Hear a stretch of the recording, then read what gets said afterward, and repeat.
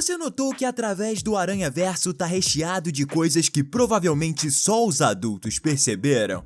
O novo filme do herói mais popular do mundo tá recheado de coisas boas para todos os públicos, mas com certeza alguma delas só os mais adultos perceberam.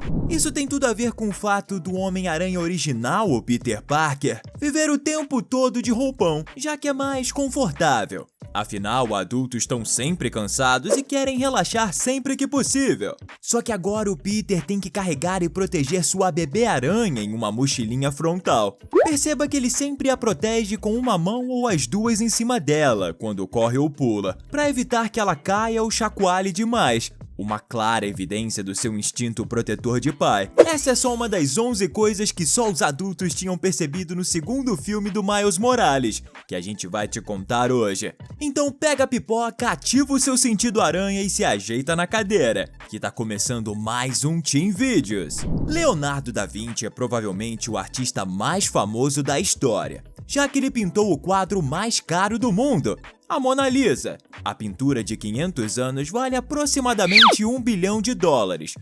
O quê? Mas ela não é a única criação do artista renascentista. Ele tem muitos desenhos e outras obras, e foi exatamente por isso que o abutre com quem a Gwen lutou dentro de um museu teve seus traços totalmente inspirados em desenhos do artista renascentista italiano. E dá pra perceber na cor do abutre e nos riscos do seu desenho uma clara inspiração nos desenhos de Da Vinci, como por exemplo o Homem Vitruviano e outras invenções do artista. Mas não é só isso não. Quando o abutre dispara sua garra, se você pausar a cena dá pra ver um esquema detalhado de como ela funciona, assim como Da Vinci fazia nos rascunhos de suas invenções. E a referência foi tanta que até mesmo o próprio abutre fala em italiano, língua de Da Vinci, quando ele diz pra Gwen "Ciao ragazza", que significa "Oi, garota". Ciao, ragazza. Sorry, the only Italian I know is from Mario Kart. E também quando o vilão desmaia, rapidamente surge um texto em italiano mais uma vez dizendo "Not not", que significa boa noite, já que ele literalmente apagou. Bom, praticamente todo mundo shippou Miles e Gwen como casal.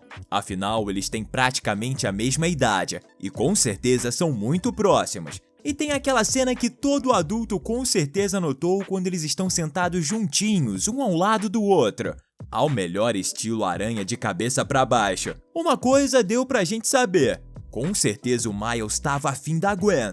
E aquela tática de aproximar as mãozinhas devagar... Well, it's the first time for everything, right? É uma estratégia antiga que com certeza muitos adultos relembraram ao ver aquela cena. Eu acho que eu vou chorar. O mais legal é que em uma revista lançada em 2016, os dois personagens engataram um namoro de verdade. Mas na realidade, mais que isso, eles chegaram a se casar e até tiveram filhos. Pelo menos uma versão dos dois em algum dos universos, mas não nesse do filme. Pelo menos não por enquanto. Se tem uma coisa que fica clara nesse filme, é que é o destino de todo aranha ter uma boa dose de sofrimento e sacrifício em sua jornada. E isso acontece praticamente de maneira inevitável, quando é explicado que sempre ou um tio ou um capitão de polícia acabam perdendo a vida ao longo da história de cada uma das versões do Homem-Aranha. Isso começou quando o tio Ben, aquele mesmo da frase Com grandes poderes, vem grandes responsabilidades, faleceu em muitos dos multiversos dos aranhas. Isso é mostrado ao longo de Através do Aranhaverso, quando são mostradas até mesmo cenas de outros filmes live action. Mas também, como a gente falou, tem o capitão de polícia, como foi o caso do Capitão Stacy. E acredite, adultos entendem bastante sobre isso, já que é uma coisa que toda pessoa mais velha já precisou fazer. Sacrifícios. Inclusive, o sacrifício é até mesmo algo que faz parte do processo de amadurecimento de Miles Morales, como a gente vê ao longo do filme. E isso tem tudo a ver com o que a gente falou sobre sacrifício, com a luta que os pais ou aqueles que nos criam têm no dia a dia. Afinal, manter uma família não é nada fácil. Vemos que eles buscam equilibrar suas tarefas e responsabilidades de pais com a alegria e o amor que têm com seus filhos.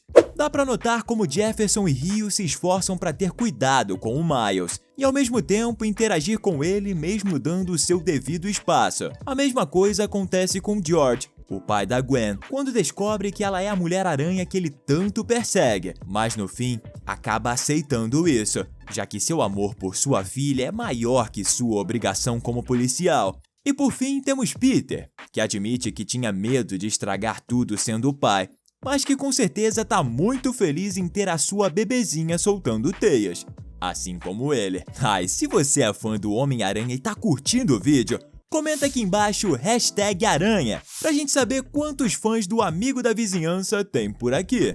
Com certeza todo adulto que é fã de Homem-Aranha não tem como não dar os merecidos créditos à lenda Stan Lee. O criador do Cabeça de Teia fez participações em todos os filmes da Marvel até 2018, enquanto estava vivo. E nas animações feitas com suas criações, que são várias, quase sempre existe pelo menos uma menção a esse gênio dos quadrinhos. E na franquia do Aranhaverso não seria diferente. Vemos ele aparecendo na loja em que Miles compra sua máscara de Homem-Aranha. Ele vai fazer falta. Yeah. Éramos amigos, sabia?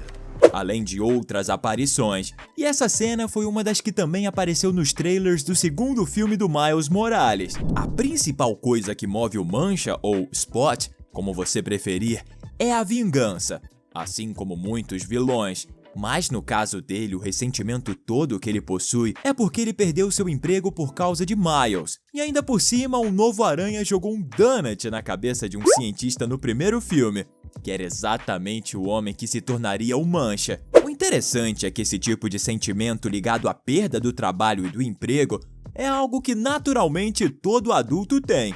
Por isso que Miles não consegue entender direito o porquê dele ter tanto rancor. Mas se você lembrar bem, até mesmo Peter Parker precisava de um trabalho para poder viver e pagar as contas, mesmo que fosse tirando fotos dele mesmo. Principalmente agora ele tem uma filhinha para sustentar também. Afinal, grandes responsabilidades exigem salário. Até dá para entender porque o Mancha tem tanta raiva. Because of you, I lost my job, my life, my face, my family won't even look at me. Já que estamos falando de emprego, vamos falar também de chefes, não é mesmo? Em alguns universos, o Aranha trabalha no Clarim Diário, que pertence ao quase onipresente JJJ. O fato é que o cara, além de ser um dos que mais odeia o Aranha, ao mesmo tempo é um chefe chato e insuportável. E se tem uma coisa que a maioria dos adultos entende e já teve, é pelo menos um chefe meio mala. Se não teve, provavelmente ele é um deles. Mas sem brincadeiras agora, o JJ Jameson é realmente um dos caras mais ranzinzas e brigões do mundo dos quadrinhos. E ele sempre tá pegando no pé do Homem-Aranha. Não importa o universo, o Homem-Aranha Lego que o diga.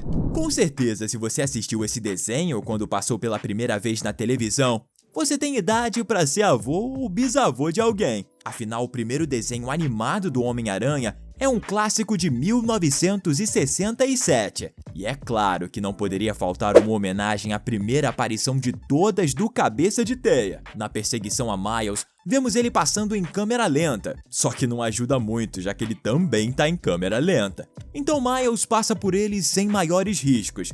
Mas além de ser uma cena muito engraçada, é sem dúvidas algo que os mais adultos certamente notaram e associaram com um passado bem distante. No quarto de Miles é possível ver um post em homenagem àquele que é considerado por muitos o maior boxeador de todos os tempos, o quase imbatível Muhammad Ali. Se você parar a cena em que Miles está em seu quarto e der um zoom, dá pra ver que a excelente equipe de desenho de Através do Aranhaverso colocou a foto de um pugilista e uma variação da típica frase da lenda que diz "O caminho da borboleta", já que Ali falava que deveria voar como uma borboleta e ferroar como uma abelha. Era isso que ele fazia para se desviar dos golpes dos oponentes e para conseguir o nocaute. Kevin, what are we gonna do? You gonna float like a butterfly and sting like a bee? No final do filme, vemos que Miles foi parar em uma dimensão em que seu tio Aaron tá vivo.